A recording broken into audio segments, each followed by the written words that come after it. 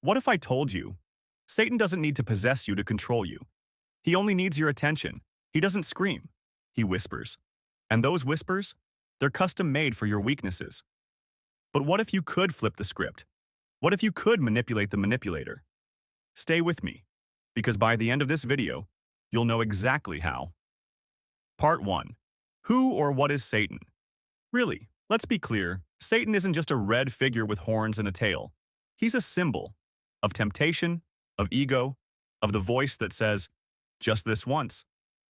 Everyone else is doing it. You deserve it. He's the part of you that wants comfort over growth, pleasure over purpose. He doesn't force you to sin. He just opens the door and lets you walk through it. But here's the secret. If he can manipulate you, you can manipulate him. Part 2. The Devil's Playbook. How temptation works. Satan's tactics are ancient, but they still work. Here are his 3 favorite moves. 1. Isolation. He wants you alone. Because when you're alone, your doubts echo louder. You start to believe the lies. 2.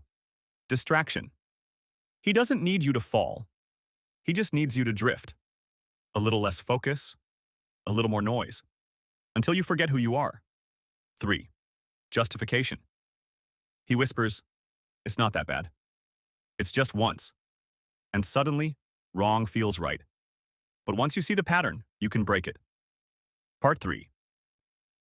How to manipulate Satan, the counterattack. Here's how you flip the game. 1.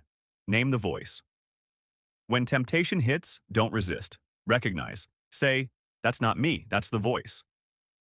Awareness is power. You can't fight what you won't face. 2. Starve the whisper. Satan feeds on your attention. Don't argue. Don't negotiate. Just observe and move on. Silence is your weapon. 3. Reframe the temptation. Turn every temptation into a trigger for growth. Lust, practice discipline. Anger, practice patience. Envy, practice gratitude. Make him regret ever showing up. Part 4. Build a fortress. Want to make Satan sweat? Build habits that make you untouchable. Morning mindset. Start your day with intention, prayer, meditation, stillness. Before the world speaks, listen to your soul. Temptation thrives in secrecy. Find someone you trust. Speak your struggle. Light kills shadows. Sacred space. Create a space, physical or mental, where temptation can't breathe. A place for clarity, not chaos. Every small act of discipline is a dagger in the devil's heart. Part 5. You hold the power. Here's the truth. Satan doesn't fear your strength. He fears your clarity. He fears your refusal to play his game. You don't need to be perfect. You just need to be present. Every time you choose truth over lies, purpose over pleasure, light over shadow, you win. So the next time temptation knocks, smile. Because you know the game. And now, you know how to win it. Part 6. The inner battlefield, where the real war happens. You see, the real war isn't out there. It's in here, your mind. Every day you wake up on a battlefield, not with swords or gun, but with thoughts. And the most dangerous ones? They sound like your own voice. That's the genius of Satan's strategy. He doesn't come at you with fire and brimstone. He comes with comfort, with convenience, with compromise. But here's the twist. You can train your mind to recognize the trap before you step in it. Ask yourself, what am I feeling right now? Where is this thought coming from? Is this voice helping me or hurting me?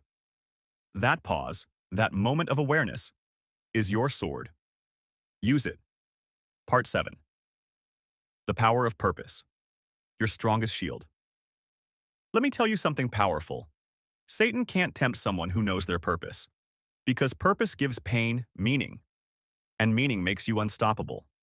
When you know who you are, when you know why you're here, temptation loses its grip. So ask yourself, what's your mission? What are you building? Who are you becoming?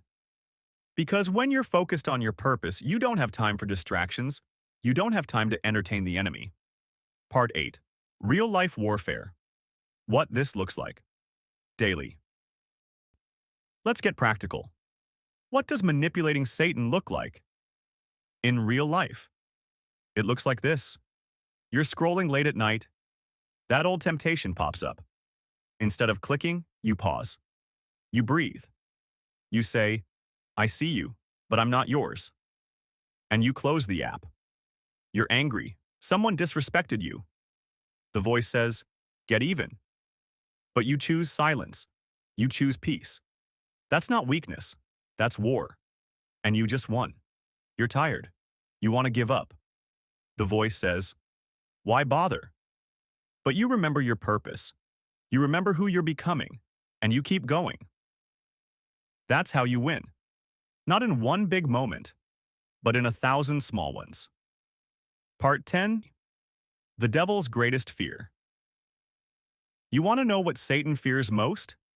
It's not your prayers, not your rituals, not your knowledge. It's your obedience, your consistency, your refusal to quit. Because every time you say no to him, you're saying yes to your higher self, to your calling, to your creator. And that terrifies him. He can't stop you.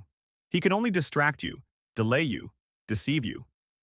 But if you stay awake, he loses every single time. Part 11. Final charge. You are the weapon.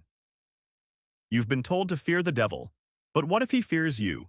What if every time you rise, every time you resist, every time you speak truth, you shake the gates of hell? You don't need to be perfect. You just need to be aware. You just need to show up. You just need to choose light, again and again. You are the storm he fears. So go. Live like you're dangerous to darkness, because you are. Don't just run from the devil. Outsmart him. Don't just survive the battle. Win it. You are not weak. You are not broken. You are not alone. You are the storm he fears. If this message lit something in you, don't keep it to yourself. Share it. Subscribe. And remember, you're not just avoiding sin, you're rewriting the story.